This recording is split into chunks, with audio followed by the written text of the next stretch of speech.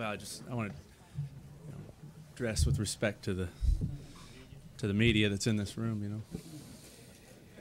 I actually have to broadcast later today, so I didn't want to change twice. A well-dressed Carl Edwards joins us here in the media center at Talladega, and he had the fastest time in practice number 1 yesterday, so he'll start out front.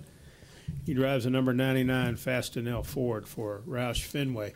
Carl, everybody was kind of counting on maybe today having some weather issues, so you guys went out there and really laid down some fast practice laps. And just talk about your outlook for tomorrow's race. Yeah, well, first of all, do we get the pole award? Am I in the Bud Shootout? Well, or the Sprint Unlimited? Carl, sorry about that. Let me tell you this. Let's talk about this now, because I've got some. You'll get your photos taken with the fine people from Polk's Meat Products, who are the qualifying sponsor. Thank you for sponsoring that, Polk's. However, you must still capture a pole. Come on. To get in the Sprint Unlimited. All right, let me give my version of events here. That's true. That's right. That's right. Two things.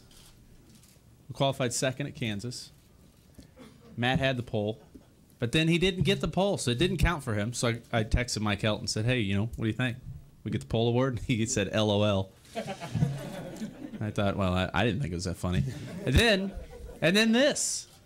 I mean, to get the Polk's Meat product picture, I don't get to. The season is young, Carl, It is. Well, anyway, I'm lobbying for the Talk about tomorrow's race. Well, and the other thing is, first of all, qualifying, it was actually pretty exciting for all the teams, because we looked at this forecast and we were all concerned that there wasn't going to be single car qualifying. So I don't know if you guys noticed, but it was like a heat race out there. I mean, everyone was doing everything they could to lag back and partner up and get the fastest lap times they could, and it was pretty exciting. We got the fastest lap with about 1 minute to go, and it was really exciting. So that was our whole mission yesterday, and I'm pretty proud of the fact that we ended up with the fastest time.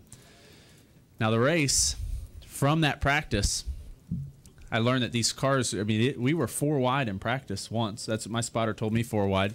The cars seem to do a really good job of pulling up and actually passing other cars here.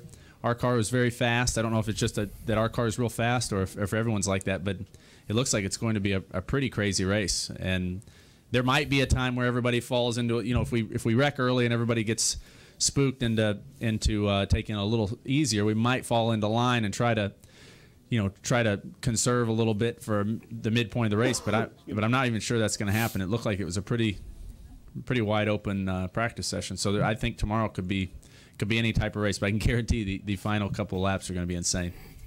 Questions for Carl? Raise your hand. Reed Spencer. Reed Spencer with NASCAR Wire Service. Carl, conventional wisdom, you hear a lot of people say it doesn't matter where you start in a plate race. Right. Historically, though, only 4 of these races at Talladega have been won from outside the top 25. What's your take on that? I mean, is it important?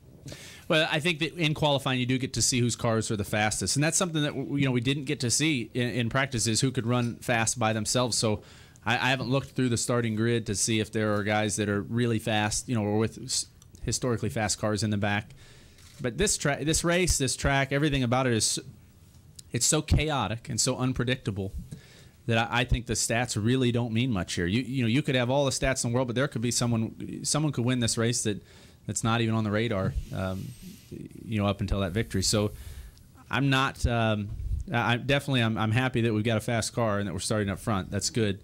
But anything can happen. I mean, the last lap of this race could turn the field inside out, and anything could happen. Other questions? David Carabello, raise your hand. Claire? Me or Claire? No, that young lady's name is Claire. There's more than one Claire. Yeah. Go ahead. There is? Yes. David Caravello, NASCAR.com. Carl. There's only one Claire in my book. Thank you, Carl. Right. Jimmy Johnson has a 43-point lead on the rest of the field right now. Do you feel like he's that much better than everybody else, or are the numbers just numbers at this point? Anything can happen, but let me start that a different way. First of all, those guys are very, very good. But it was a little bit shocking to me when they said, hey, you're second in points, and that's great. And then I saw that gap, and I thought, man, that's spectacular. Those guys have done a really good job.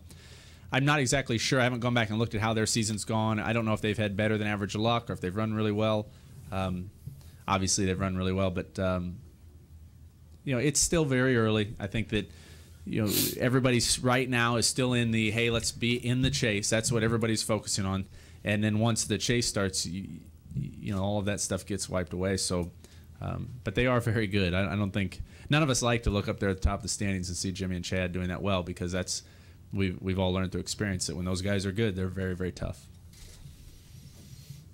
Other questions? Anybody? What's the weather look like? Is it gonna clear out here for the? Well, I think it's subsiding in some parts of the state.